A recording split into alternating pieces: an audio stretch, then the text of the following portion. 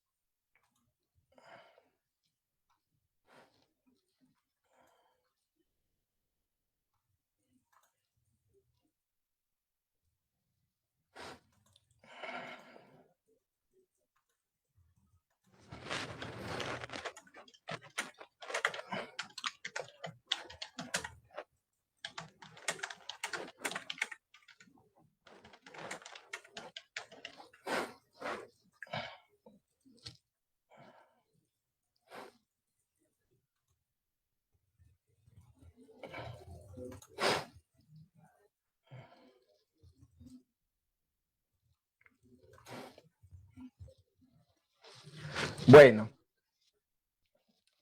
aquí me gustaría empezar con esta frase que es muy significativa, eh, la que podemos observar que es: mi escuela es mi segunda casa, pero mi escuela es mi segunda casa, pero mi casa es mi primera escuela. Es muy significativa porque en el proceso educativo hay una corresponsabilidad muy grande entre padres de familia, entre docentes, entre directivos y principalmente pues entre estudiantes. Es fundamental que este año trabajemos de la mano y podamos tener y extender lazos de comunicación que sean un poco más efectivos. Sabemos que durante la pandemia se establecieron o se intentaron establecer lazos de comunicación. La virtualidad en algunas ocasiones interrumpía esta comunicación. Yo creo que la pandemia nos enseñó a, digamos, el valor de la comunicación y de la interacción que tiene, que podemos tener frente a frente. Sin embargo, también nos enseñó muchas posibilidades y utilizar pues las herramientas que tenemos a la mano, como esta precisamente, una transmisión que nos da la posibilidad de reunirnos en una mayor cantidad y, y digamos que de establecer, digamos, como mejores medios de comunicación y medios de comunicación más eficaces. Sin embargo, eh, siento yo que aprendimos el valor de la comunicación cara a cara, de la comunicación de frente. Y siento que también, pues, a nivel personal y a nivel individual, la comunicación directa, la comunicación presencial, sigue siendo muy valiosa. La idea de esta reunión es presentar básicamente el proyecto de orientación escolar y hablarle sobre un tema que es fundamental y que cada año se retoma, y es el tema de los derechos de los niños, las niñas y los adolescentes, y las vulneraciones, las posibles vulneraciones que pueden presentarse. Inicialmente, pues, vamos a abordar la función del docente orientador. ¿Qué función cumple el docente orientador en la escuela, en el colegio? Es necesario tener mucha claridad, padres de familia, que qué papel, qué rol desempeña el docente orientador. En este caso, pues mi persona. eh, Me gustaría pues que conocieran de mí que soy de profesión psicólogo. Sin embargo, yo no puedo ejercer como psicólogo porque hay un manual de funciones que me lo impide, que limita esas funciones. Sin embargo, el hecho de ser psicólogo me da una visión más amplia y me brinda herramientas al momento de diseñar y de implementar estrategias de promoción y de prevención en la institución educativa. El docente orientador es un puente, es un mediador entre los padres de familia, los docentes, entre los estudiantes y los docentes, entre los estudiantes y los mismos padres de familia. Aquí nos dice que la principal función, esta función es extraída precisamente del manual de convivencia, es muy general, que, que nos dice que esa función es desarrollar una estrategia de orientación estudiantil en el marco del proyecto educativo institucional que permita promover el mejoramiento continuo del ambiente escolar y contribuya a la formación de mejores seres humanos, comprometidos con el respeto por el otro y la convivencia pacífica dentro y fuera de la institución educativa.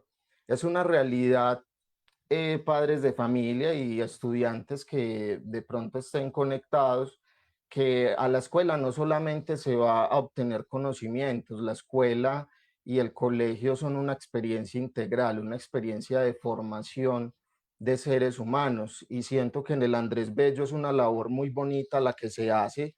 Siempre se resalta la calidad de la educación que tiene el colegio, también la calidad de sus docentes, particularmente la calidad humana que tienen los docentes. Tenemos un equipo directivo y un equipo de docentes muy preocupados por ese factor humano. Nos preocupamos mucho por nuestros estudiantes. Los docentes son los primeros que identifican y los primeros que reportan diferentes situaciones en las que uno puede decir, vea, puede haber una afectación emocional, psicológica, en el aprendizaje del estudiante, y por medio de esa comunicación activamos las diferentes rutas e implementamos las diferentes estrategias para, para subsanar las diferentes situaciones que se puedan presentar con nuestros estudiantes. ¿Quién es el orientador escolar? Esta mañana precisamente pasaba por los salones eh, de bachillerato, pasé por la mayoría y les hacía esa pregunta. No hay una claridad precisamente del rol que desempeña el orientador escolar en el colegio. Lo primero que tengo que decir, y ya está muy marcado en la cultura, es que se identifica el orientador escolar con el psicólogo o con el psicoorientador. Y esta es una realidad que hay que tratar de superar, porque el colegio no tiene psicólogo, el colegio no tiene psicoorientador. Cuando yo hago esa acepción y nombro este rol, inmediatamente lo identifico con los temas de salud, ¿cierto? Con los temas de salud mental, básicamente en temas de psicodiagnóstico y de psicoterapia. Cuando hablo de psicodiagnóstico es precisamente esa evaluación psicológica por medio de diferentes instrumentos, bien sean objetivos o proyectivos, en los que yo hago una valoración y puedo establecer un diagnóstico a nivel psicológico o a nivel neuropsicológico. Esa función pues no la desempeño yo. Sin embargo, yo hago también la salvedad, que eso no quiere decir que nunca vaya a hablar con los estudiantes. De hecho, en estos días se han acercado muchos estudiantes, poco a poco van reconociendo la figura del orientador escolar como esa persona que orienta precisamente y que da ciertas pautas de comportamiento, y a los padres de familia les da ciertas pautas de crianza para mejorar la comunicación, el comportamiento, para mejorar, digamos, ciertas estrategias de estudio que a veces se identifica que los estudiantes están fallando, para derivar, cuando yo identifico que hay una afectación emocional muy grande, cuando se identifica cierta afectación a nivel emocional o incluso a nivel cognitivo, cuando el estudiante presenta dificultades académicas, se identifica y se remite a salud. Se hacen las diferentes remisiones y también se le hace el seguimiento. Muchos padres de familia pueden ser testigos de estos procesos. También de algunos procesos, precisamente en el tema que vamos a abordar hoy, que es el tema de la vulneración de los derechos de los niños, niñas y adolescentes. Entonces, precisamente es el nombrar, ¿cierto? Siempre que se vaya a nombrar al docente orientador, se puede nombrar así, docente orientador o orientador escolar. eh, es una de las dos maneras, ¿cierto? O el orientador. Siempre me van a encontrar, yo estoy ubicado en el colegio, en la planta física, estoy en el tercer piso, en la oficina que queda encima de la oficina precisamente de rectoría. La función principal que tiene el docente orientador es precisamente el diseño y la implementación de estrategias de promoción y prevención en temas de salud mental y convivencia. Esto no quiere decir que yo las ejecute todas. Digamos que una de mis funciones es establecer puentes y lazos interinstitucionales para que estas estrategias de promoción y prevención lleguen a la comunidad educativa. Desde los años pasados vemos cómo al colegio lo visitan, por ejemplo, la policía ha tenido intervención, la casa, la Secretaría de Cultura, la Secretaría de Educación, la misma Secretaría de Salud. Este año la idea es ampliar todas esas redes interinstitucionales para tener una mayor oferta de servicios y de oportunidades para los estudiantes y para las familias. Otra de las funciones es identificar riesgos psicosociales. Uno de los retos que tengo este año es diseñar un instrumento o adaptar un instrumento de caracterización de las familias. Siento que es necesario caracterizar nuestras familias del Andrés Bello en diferentes dimensiones, en la dimensión económica, en la dimensión social, en la misma dimensión familiar, para identificar cuáles son esas necesidades particulares que tiene la comunidad educativa y a partir de ahí, pues mejorar el diseño de estas estrategias de promoción y prevención y generar canales para la atención. Y también acompaño y hago seguimiento a los diversos casos de vulneración de los derechos de los niños, de las niñas y los adolescentes. En ese sentido, y ya pues adentrándonos en el tema, es necesario comprender que los niños, las niñas y los adolescentes son sujetos especiales de los derechos. Antes de la Constitución de 1991, la Constitución anterior, pues que era un poquito más de un siglo anterior a esta fecha, no concebía a los niños, a las niñas y a los adolescentes como sujetos de derechos. Entonces, ni se hablaba de vulneración, no se hablaba pues de los derechos de los niños. A partir de la Constitución del 91, sí, y se empezaron a desarrollar una serie de leyes y de decretos que regulan y que protegen los derechos de los niños y que brinda herramientas para garantizar esos derechos. Precisamente la Constitución Política de Colombia en el artículo 44 nos dicen que nos habla precisamente de esos derechos fundamentales. Nos dice, serán protegidos contra toda forma de violencia, de abandono, violencia física o moral, secuestro, venta, abuso sexual, explotación laboral o económica y trabajos riesgosos. La familia, la sociedad y el Estado tienen la obligación de asistir y proteger al niño para garantizar su desarrollo armónico e integral y el ejercicio pleno de sus derechos. Antes del, bueno, y posterior pues a esta constitución era muy común el tema del trabajo infantil, ¿cierto? Durante mucho tiempo y antes de que saliera la ley de infancia y adolescencia era común ver niños trabajando. Hoy en día ya no se puede, hoy en día cuando uno identifica que un niño está trabajando, eso ya es, digamos, como como una situación en la que uno reporta al ICBF, prácticamente es una vulneración a los derechos del niño. Los niños deben estar básicamente estudiando y en entornos protectores. Precisamente la ley de la infancia y la adolescencia es la que nos da todo ese marco legal y normativo en torno a los derechos de los niños, las niñas y los adolescentes. Actúan, básicamente esta ley nos propone 4 principios de la protección integral. Estos 4 principios, pues los vemos acá reseñados. El primero de los principios nos habla del interés superior. ¿Qué nos dice sobre el interés superior? Es el imperativo que obliga a todas las personas a garantizar la satisfacción integral y simultánea de todos los derechos humanos, que son universales, prevalentes e interdependientes. Es decir, los derechos de los niños están por encima de cualquier derecho. Y se conecta precisamente con esa prevalencia de los derechos. En especial si existe conflicto entre sus derechos fundamentales con los de cualquier otra persona. En caso de conflicto entre 2 o más disposiciones legales, administrativas o disciplinarias, se aplicará la norma más favorable al interés superior del niño, niña o adolescente.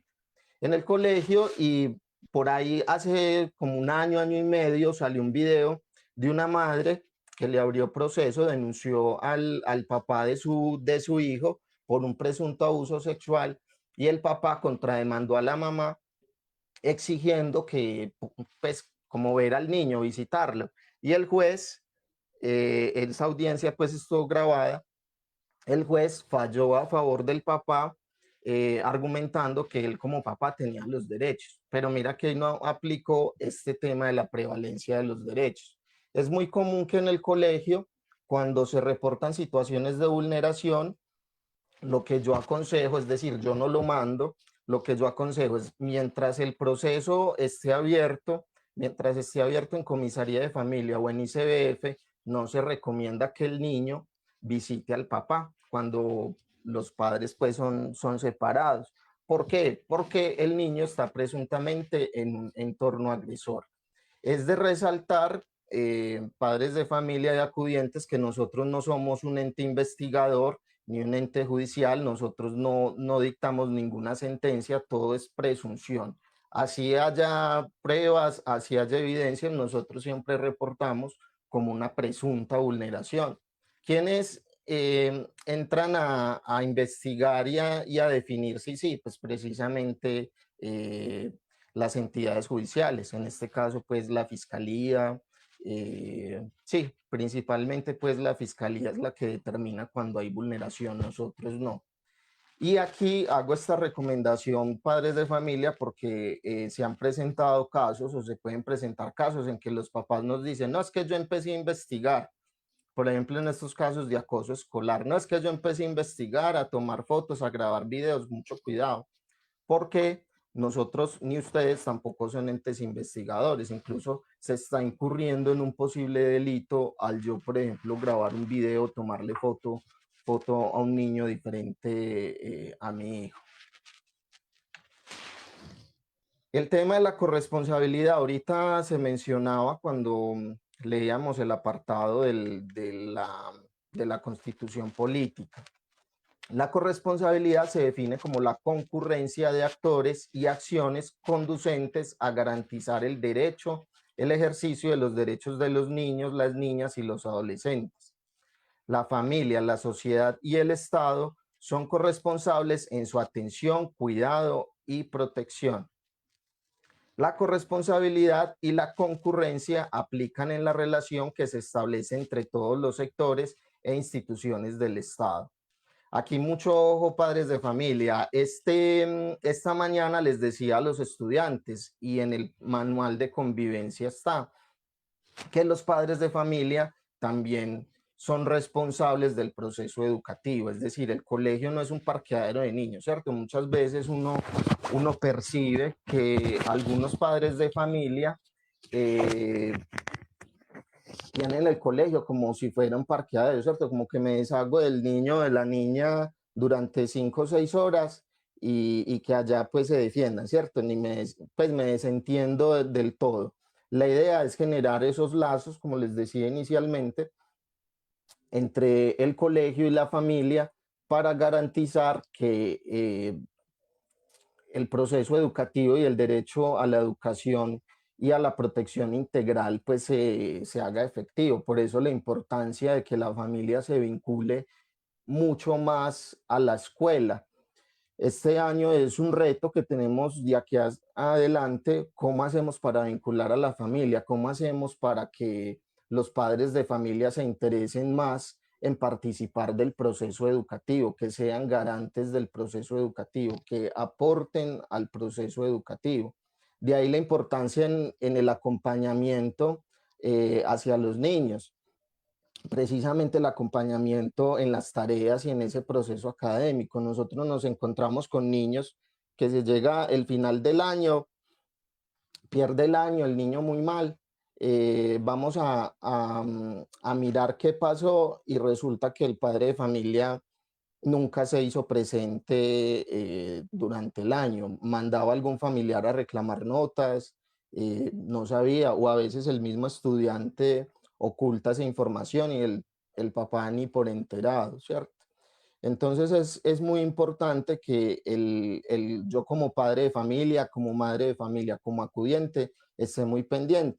Y yo creo que las tareas que se les deja a los niños para la casa son una oportunidad de tener ese acompañamiento, de tener un espacio específico. Yo sé que hay muchos padres de familia y muchas madres de familia y acudientes muy preocupados por ese proceso, me consta que se sientan a acompañar a hacer las tareas, que preguntan, que expresan sus dudas a los docentes cuando una tarea de pronto no la perciben como clara. Pero falta. Hay muchos padres de familia, identificamos muchos estudiantes en los que el acompañamiento es muy poquito, es muy bajo y muchas veces estudiantes con necesidades educativas especiales en los que los docentes con todo el amor hacen el esfuerzo por es causal para nosotros reportar al ICBF por negligencia parental en el cuidado y ya lo hemos hecho. Y pues nosotros quedamos ante ustedes como padres de familia, nosotros quedamos como mal porque siempre se escuchan los comentarios, claro, para echarnos al ICBF sí es tan bueno, ¿cierto? Pero es nuestro deber. Digamos que no es ni siquiera criterio de será que sí, será que no. Cuando se presenta una vulneración o cuando se presenta esta ausencia, lo hacemos. Y ya cuando el ICBF interviene, pues muchas veces eh, sí se nota un cambio y se nota una mejoría en el proceso de los niños. Nosotros hacemos todo pensando precisamente en garantizar esos derechos integrales de los niños, las niñas y los adolescentes. Otro de los fundamentos es la perspectiva de género. Yo siento que en el colegio esto se cumple muy bien, hay un respeto enorme por la diversidad. Eh, Me consta que el equipo directivo está muy pendiente ante las peticiones de los padres y las madres de familia cuando hay situaciones en las que se puede presentar una presunta vulneración, cuando hay situaciones de acoso escolar en relación a este tema de la perspectiva de género, ¿cierto? Nos dice que es el reconocimiento de las diferencias sociales, biológicas y psicológicas en las relaciones entre las personas.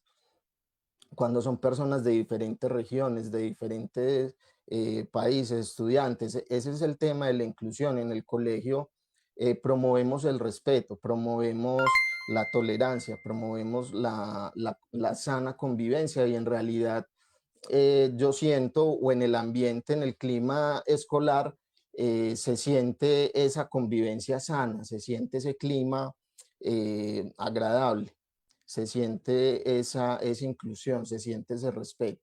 En ocasiones, sí se presentan situaciones en las que hay presunto acoso escolar y se interviene.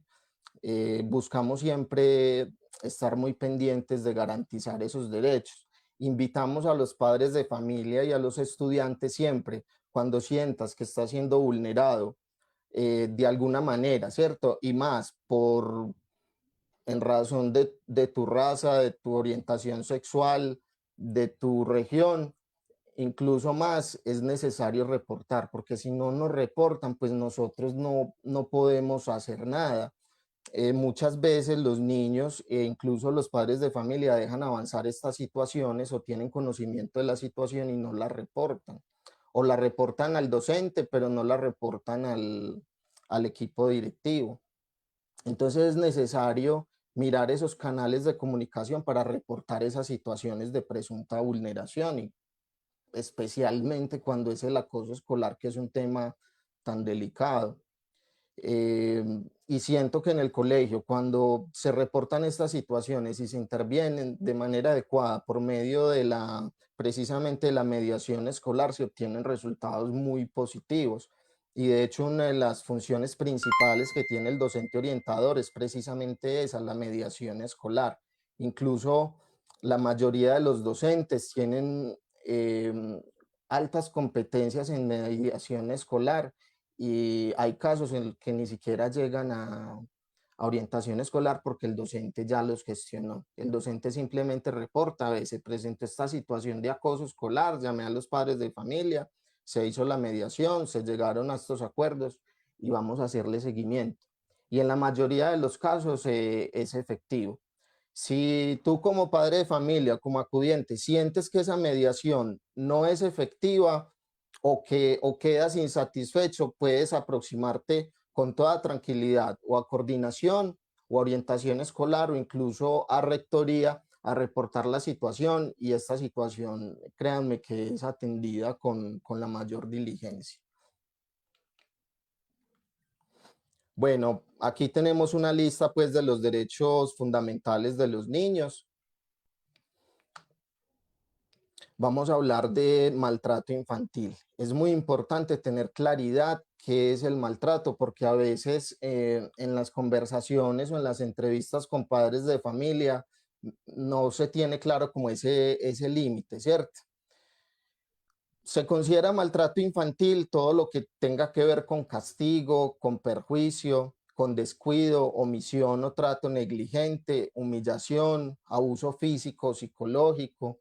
Créanme que el maltrato muchas veces no es solo físico, no es solo la pela, que siempre los interpelamos para que no se utilice más el tema del maltrato físico, porque son más las consecuencias negativas que se generan.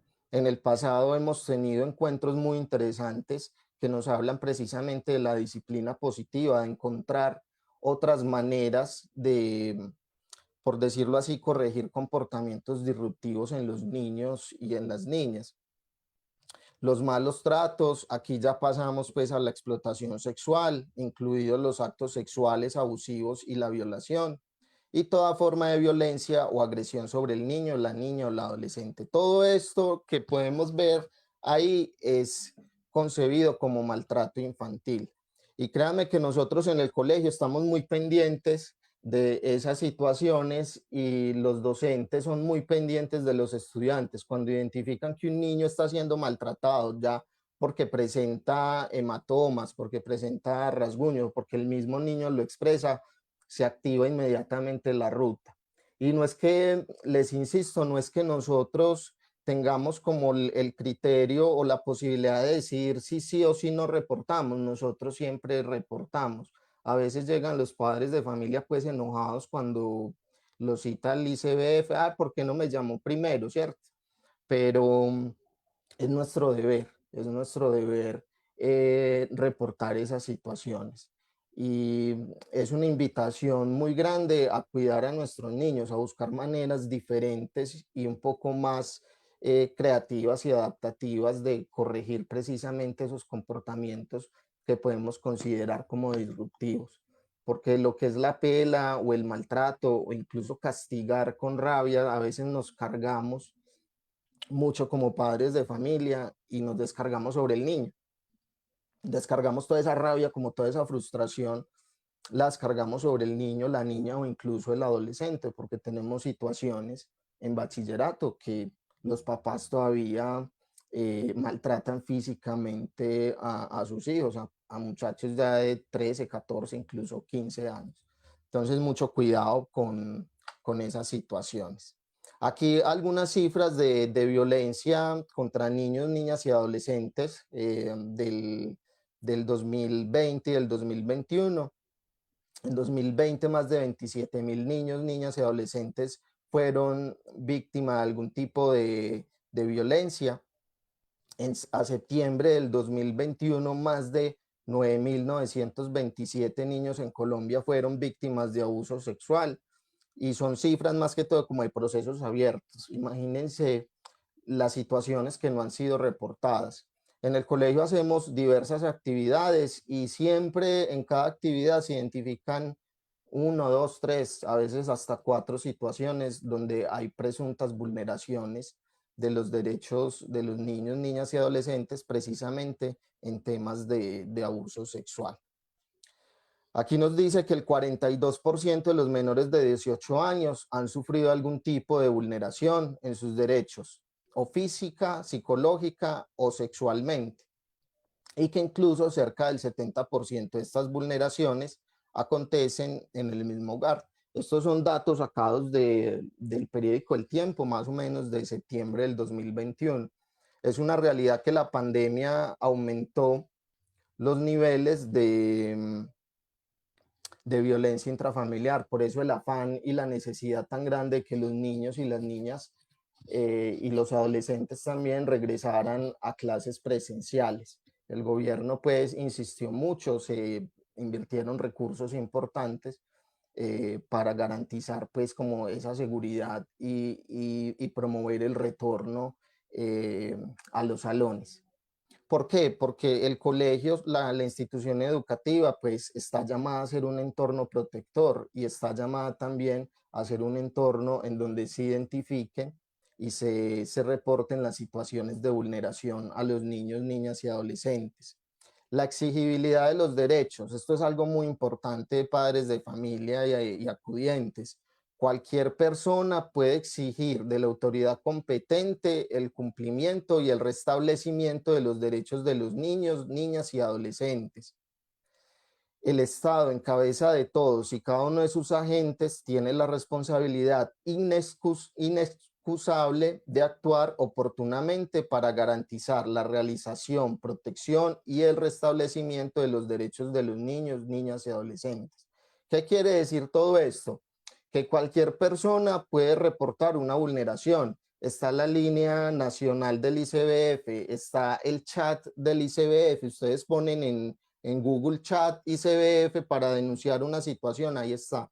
Y en el chat te reciben la denuncia, incluso puede ser una denuncia anónima. Tú dices, no, yo quiero que sea algo anónimo, da los datos que conoces y reporta la situación.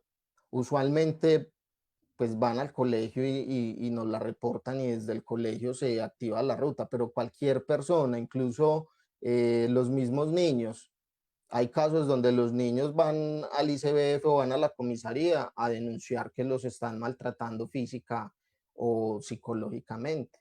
Y es deber del Estado y de todas las entidades de manera inexcusable, como dice la presentación, de atender estas situaciones y de garantizar la protección y el restablecimiento de los derechos. Hay unas obligaciones complementarias que tienen las instituciones educativas y hacia allá van las estrategias de promoción y prevención que se diseñan cada año desde orientación escolar, que es establecer esa detección oportuna y el apoyo y la orientación en casos de malnutrición, maltrato, abandono, abuso sexual, violencia intrafamiliar y explotación económica y laboral. Y también reportar a las autoridades competentes las situaciones de abuso, maltrato o peores formas de trabajo infantil detectadas en niños, niñas y adolescentes.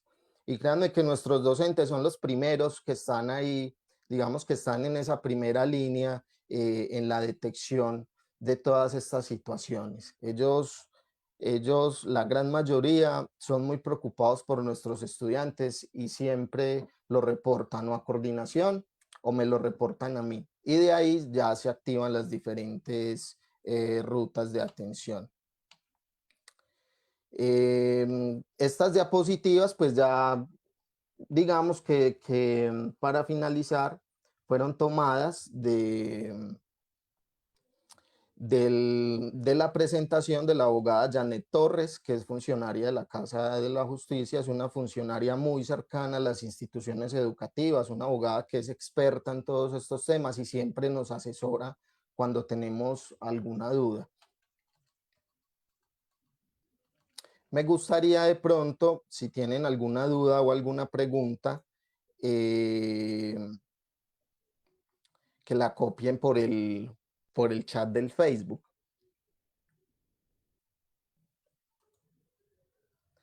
Enseguida les voy a compartir el enlace de la asistencia para que lo llenen.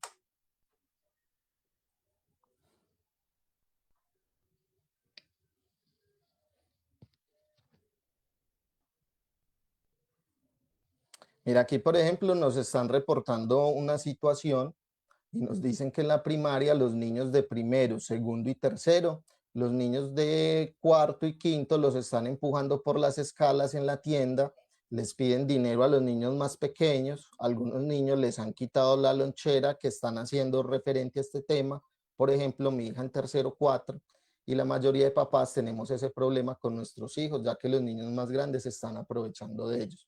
Mira, estas son situaciones precisamente que hay que reportar de manera escrita y oportuna a coordinación.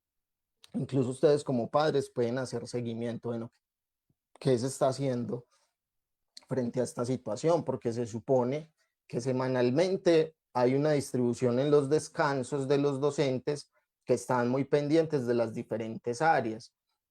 Entonces es una situación pues que vamos a tener en cuenta para intervenirla lo más pronto posible.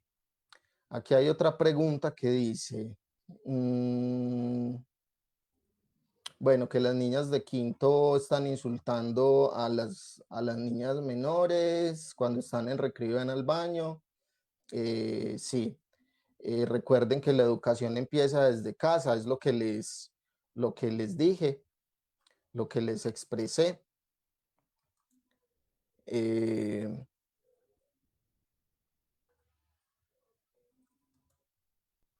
No sé si de pronto hay más preguntas, yo es que de acá no puedo acceder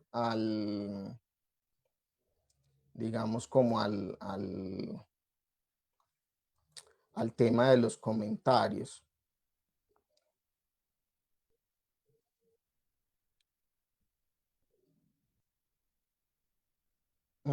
Bueno, la pregunta que están expresando es cómo se solicita una cita con orientación escolar. Orientación escolar, pues también digamos que está trabajando muy de la mano con aula de apoyo, con la docente Lorena Muñoz. Los dos estamos trabajando muy de la mano, Lorena en el área en las situaciones y en las necesidades que se puedan presentar a nivel de aprendizaje y yo a nivel familiar, psicológico o psicosocial. Para solicitar, digamos, como que una cita conmigo, hay varias opciones, ¿cierto? Algunos padres de familia acostumbran aproximarse al coordinador o a la coordinadora y le dicen que necesitan hablar conmigo. El coordinador ya me informa, me pasa los datos y yo los contacto. Otro de los medios está en la página web institucional. En la página web ustedes ingresan a la página web y en la pestaña de orientación escolar,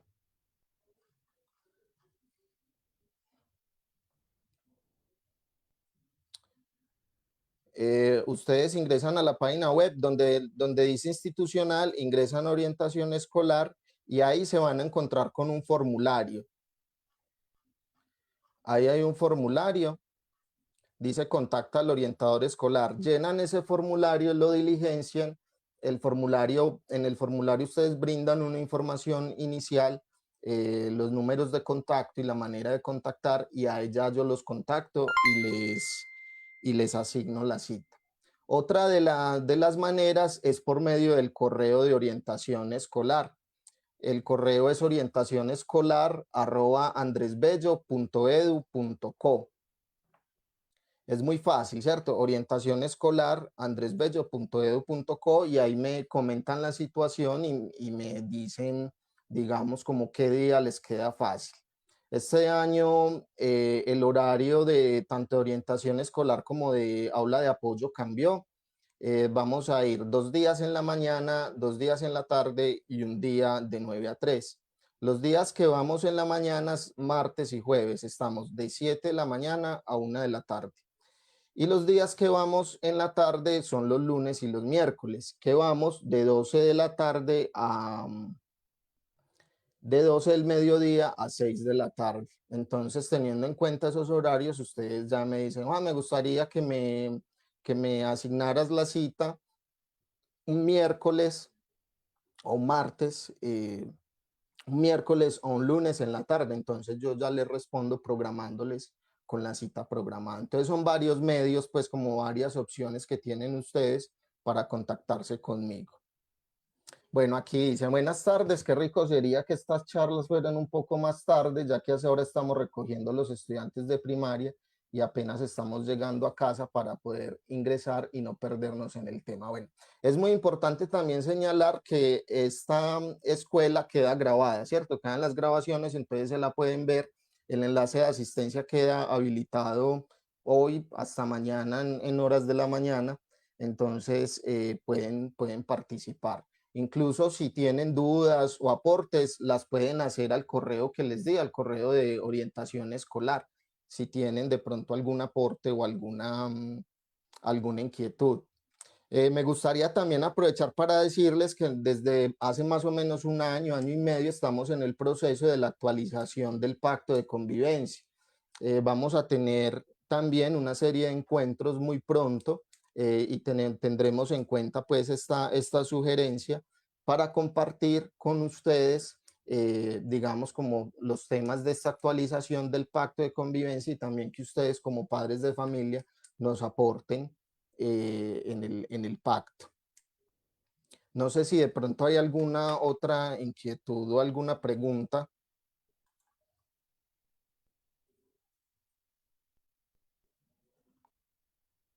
Bueno, me confirman si ya está el enlace de la asistencia.